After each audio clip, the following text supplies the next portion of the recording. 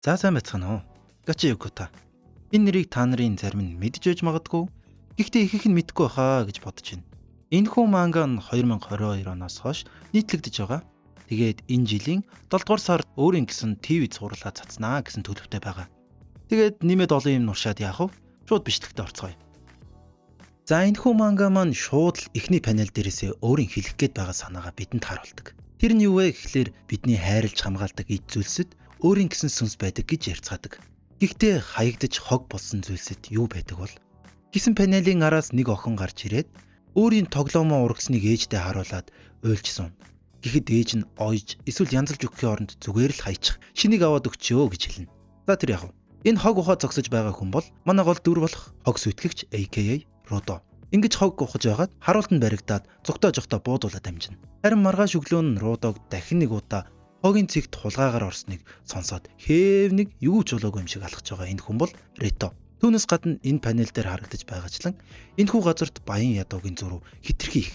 Ядуусын хорооллын нэг гудамд Родо маань өчигдөр хулгайлсан хогоо янзлаад зараад сууж идэг. Тэгтэл Чива гэх охин гарч ирээд Родог ахиад хогийн цэг рүү явсан уу чигээд уурлангуй хэлнэ. Гэтэл хажуунаас нь хідэн бацаанууд гарч ирээд "Хүүш, энэ өмхийн юмтай юу хийж байгаа юм бэ? Наад өмсөж зүснийг хараач. Чива, чи наад новшийнхоо бэлэгүү гарыг нь харж үзнэ үү?" гэд хуцаж өгнө. Гэсэн Чива маань бас Родог өмөрөөд "Маний идтэйгээ адилхан штэ" гэд хэлэхэд нь нөгөө бацаан чинь бүр давраад "Наадахны чи аав ээж нь алуурчин штэ" гэтэргээд гэр бүл рүү тайрч итэр. Үнэн даварцсан гарууд. Үүнээс гадна бид нэг юмыг ойлгож авдаг нь ядуусын хороолд амьдарч буй хүмүүс бүр утмаараа энэ ч амьдарч байгаа. Учир нь тэдний өвөг дээдс нэгэн цаг үед гэмт хэрэг хийж авсан. Харин тэдний нэг нь Родогийн аав. Родогийн аав нь аллагын хэрэгт сэжиглэгдээд доошо Абис гих нөхрөө цөллөгдсөн байдаг. За тэр яг уцаагаад панел руу орцгоё. За тэгээд Родо маань "За аллаа шүү, пихломин" гэсэн харцаар хараад нөгөө бацаануудыг айлгаад явуулчихна. Тэгсэн Чива ч бас Родог "Чи энэ хэдий яриад байгаа шиг биш те. Чи өөр хүн те" гэд сэтгэнэт байгаа мó яагаад.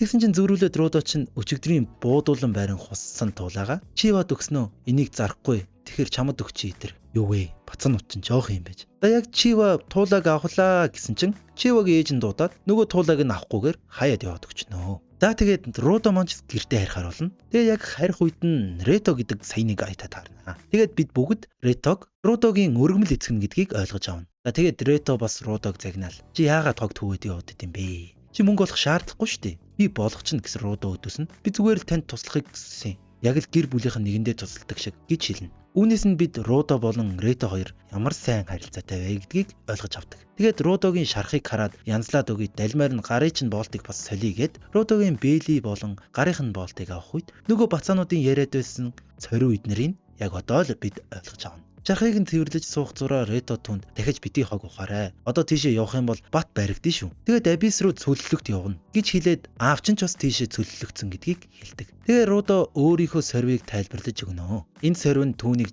ухаан орох цагаас нь л түүнтэй хамт байсан. Заримдаа гар нь маш ихээр өвддөг. Түүнээс гадна хүмүүс түүний сорвиноос нь болж ялгуурлан гадуурхдаг байсан гэдэл. Харин яг тэр үед Рето түнд нэгэн бэлий өгсөн нь одоо өөрөөсөө салгаж чадгаа байсан энэ бэлийн юмсанч. Үүнээс болж Родо түнд төлж баршгүй өртөө гэдгээ бас түүнээс өөр хинч түнд байхгүй гэдгийг бидэнд хэлнэ. Тэгсэн Рето гинэт Родог дуудаад "Хүй, чи Чива чааныг гялс өөрийн болгож авахгүй бол тэр чинь өөр хүн сайн болчин штэ" гэд нөгөө туулааг нь өгснөө наатаа маргааш Чивад өг. Тэгээд үнсээрээ гэж хэлнэ. Алаа юм чи хүүхдээ чиг хайчнаа.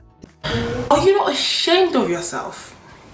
Are you not embarrassed? This is really embarrassing. Тэгээ маргааш нь Родо Чивад очоод туулаагаа өгөхөөр явахдаа Абис гэж юу болохыг бидэнд өөрийн мэдгээрээ тайлбарлаж өгдөг. Абис бол энэ хүмүүсийн хогоо хайдаг энэ хотын доорх ертөнц юм. Түүнээс гадна гэмт хэрэг хийсэн хүмүүсийг бүтэл тийшээ цөллөгт явуулдаг. Тэдний нэгэн жишээ нь бол Родогийн аав нь юмсанжээ. Доошо цөллөгдсөн хүмүүст яг юу тохиолд юм бол гэд гайхаад байжсэн чинь Чива гинт хаанаас ч юм бэ гарч ирээд хүүхэд зочоочноо. Тэгэд энэ хоёр маань иймээ тиймээ юм яриад тэгс ингэс хийж байгаад Родо маань түнд туулаагаа өгчөөд харих замдаа нэг ивгүй гартаа мөрөлдсөө дамжнаа. Тэгэд Родо нээх чих юм бодохгүйгээр гэрлүүгээ гүгээд ортол Рето түүнийг сайн байна уу гэж угтахын оронд шалан дээр хөвтцэн үхэл ханхлалцсан хөвтж байдیں۔ Тэгээл Родог Рето маань "Энэ новшийн нийгмээс зүгтаа" гэж хэлээд үхээд өгнө. Тэгсэн цагдаа нар орж ирээд манай хүнийг гэмт хэрэгтэн гэж хэлсэх хэрэгт унгаад Абис руу цөллөгт явуулахар болчтой. Тэгээд Родог Абис руу унгах гэж байхад Родо маань Чиваг олж хараад "Чива, би чамаас гуй. Би Ретог алаагүй. Чи алуурчныг олоод өгөөч" гэж гуйхтан Чива түнд